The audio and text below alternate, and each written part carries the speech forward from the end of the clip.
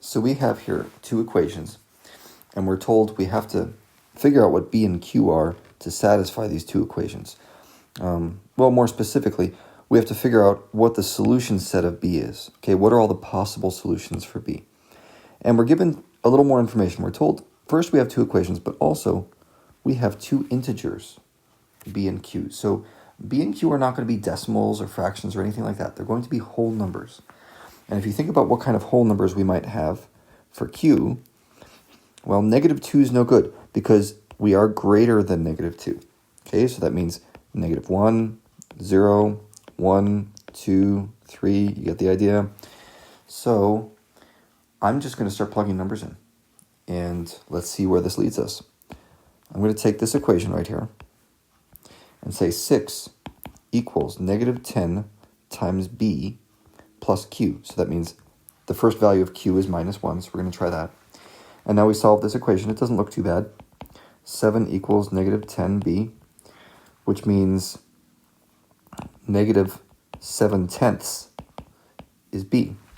Okay, that's great. It's not an integer, but fine.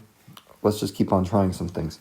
So that was trial number 1. Let's try something else. Let's try 0 for b, okay? Or q, 0 for q.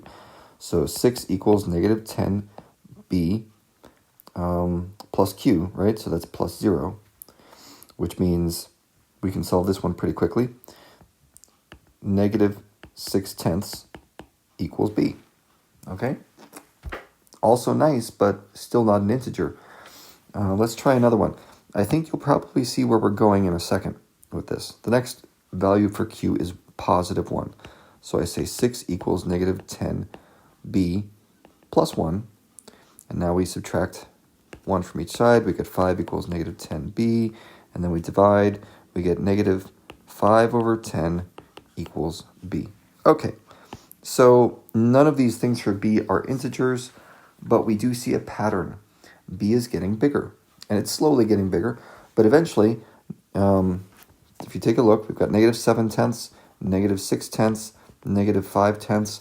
We're getting to larger and larger values of b. The first integer that we're going to hit seems like it's going to be 0.